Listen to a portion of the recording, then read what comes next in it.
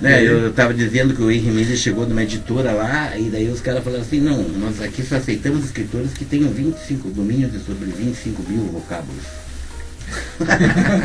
Porra, o cara pode ser genial. Ó, o Manuel de Barros. Né? Até você pode inventar palavras e tal, mas você pode dizer coisas sensacionais com poucas palavras, né, Chico? Sim, isso é boa. Porque o que você constrói de pensamento que é importante, né?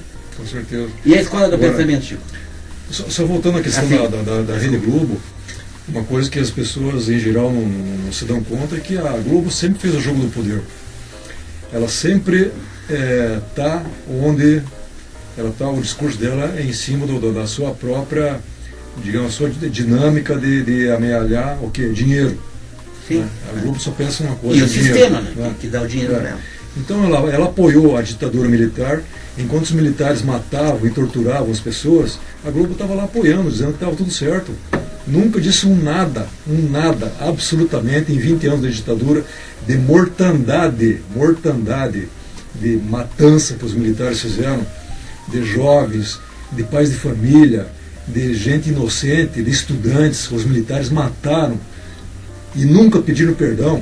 E a Globo estava lá apoiando.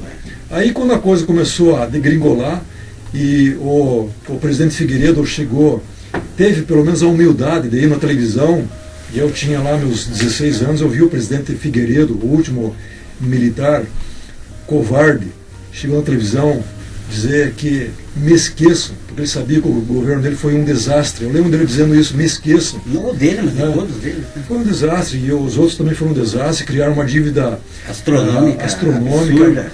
Aí quando a Globo viu que a coisa estava indo para o beleléu e que a ditadura militar estava se acabando, de repente a Globo, não, vamos fazer o outro jogo agora. Agora nós vamos fizeram uma novelinha detonando com a ditadura militar. Fizeram uma minissérie detonando Anos Rebeldes, lembra? Detonando com a ditadura militar. Mas enquanto o Jornal Nacional continua com a CM Neto, com todos os filhotes, está sempre ali, jogadinho. Sempre na direita. Agora a Globo vai e apoia o filme, acho que ela é produtora, inclusive, do filme Ainda Estou Aqui, que está concorrendo ao Oscar, né? Que é contra a ditadura militar. Então é uma hipocrisia que não tem fim. Né? Aí quando a Globo viu que a Globo fez de tudo para derrubar o Lula, para derrubar a Dilma, para derrubar o PT. Vídeo em 89, né, do debate. Então editou o vídeo para derrubar o Lula contra o Collor, né?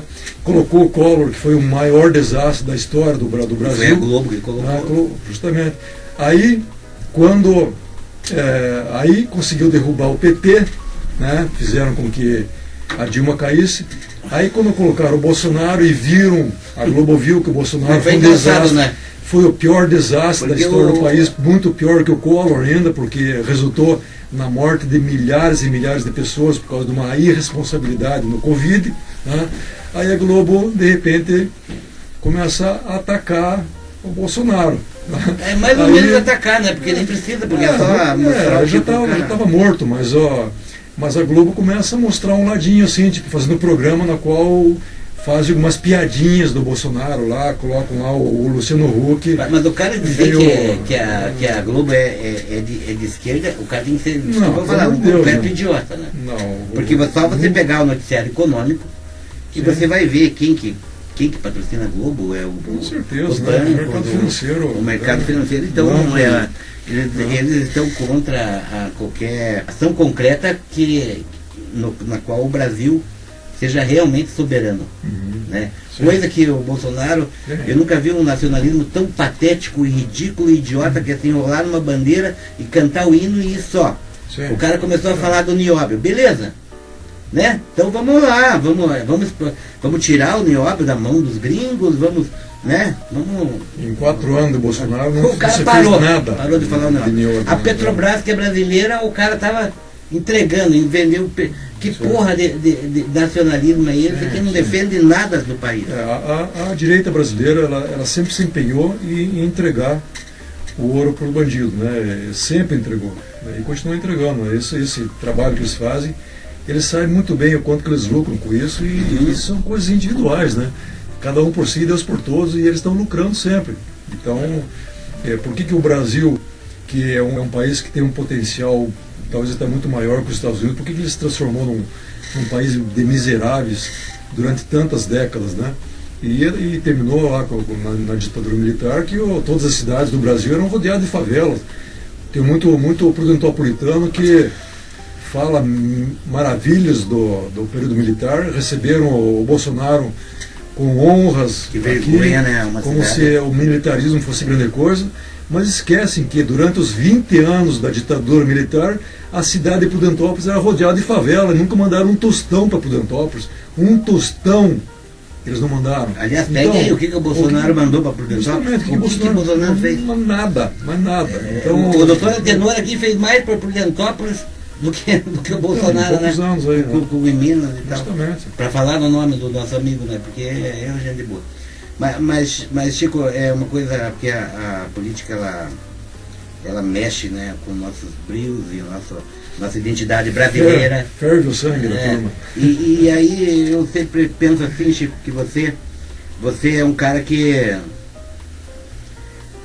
porque a turma pensa assim que no PT todo mundo aceita as coisas assim, sem questionar, sem pensar. Nós, dentro do PT, temos a liberdade de expor nossa contradição, por exemplo, com o modelo econômico. Eu particularmente, não concordo, sabe? Agora, uma coisa é você não concordar, outra coisa é você estar consciente de que não existe um... Claro, metade do país discutindo coisa imbecil como escola sem partido, discutindo coisa imbecil como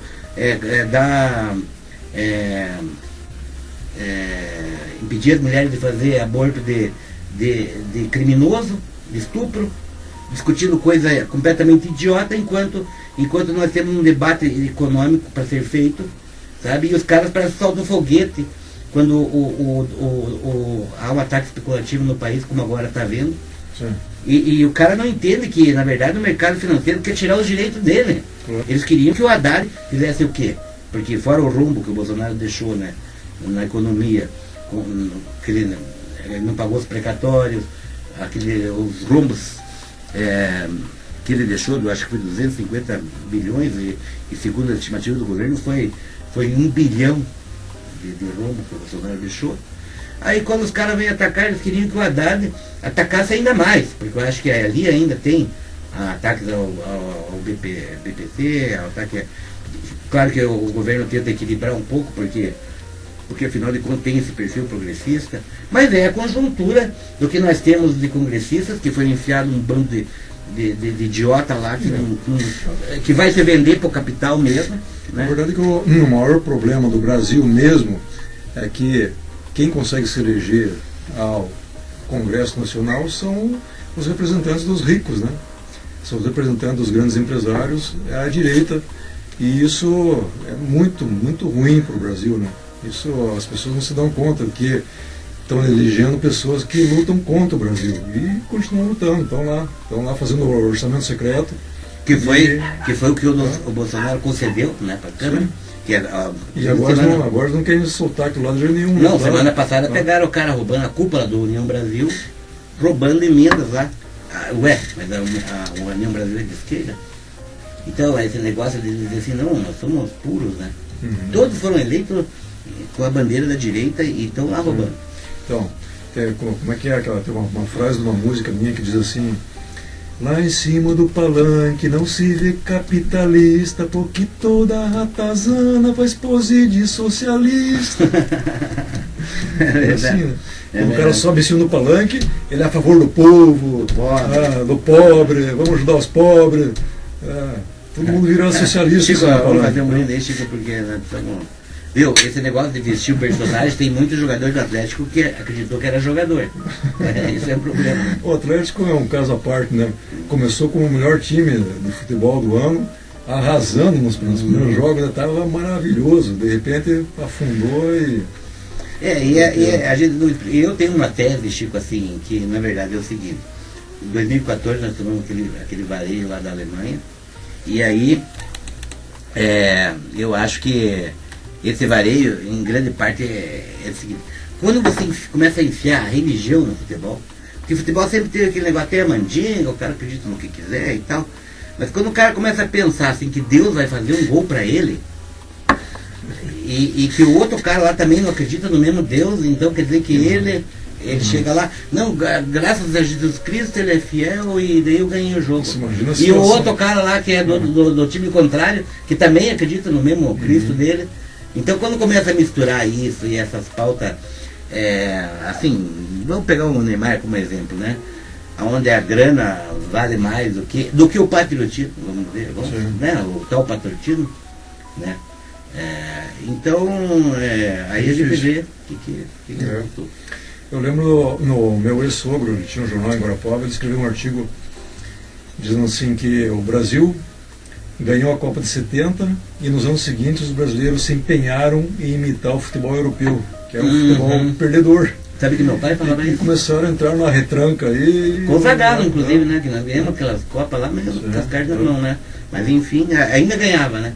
Sim. E agora, inclusive o time de 1970 montado pelo João Saldanha, porque depois quem assumiu foi o... Porra, quem que... Depois do Saldanha nem lembro mais. Mas o que Mas eles trocaram, os militares trocaram, né? Porque o João Saldanha falou assim, puta que... Olha a minha memória, cara. Fugiu. Mas o João Saldanha falou assim pro general, viu, você cuida lá do teu quartel e do futebol, cuida, tiraram.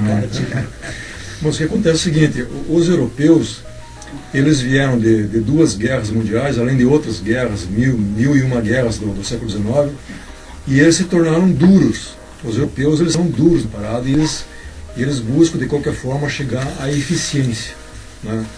E com o futebol eles apanharam. E aprenderam. Né? Até que chegou um ponto que eles começaram, nós vamos ter que dar um jeito de fazer com que o nosso futebol, mesmo que seja feio, mesmo que seja uma desgraça de assistir, mas ele tem que ser eficiente, nós temos que ganhar.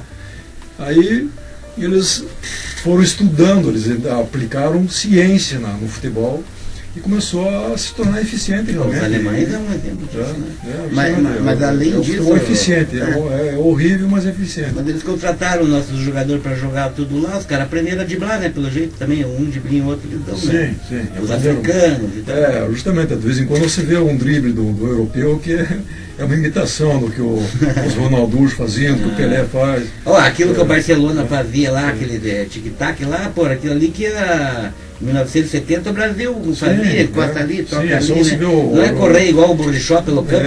Só você ver o jogo do Brasil contra a Itália lá, era o tic-tac, né? Eu estou falando com o Chico, eu estou provocando o Chico, porque na verdade assim, a gente vê a genialidade da pessoa quando ela começa a falar de um assunto que ela talvez não queira ou não goste tanto, né? Por exemplo, volte e meia eu escrevo sobre alguma coisa, eu escrevi sobre natação, que eu fiz um pouquinho. Então você escrever coisas sobre que, porra, eu não gosto disso, vou escrever só para ver o barulho.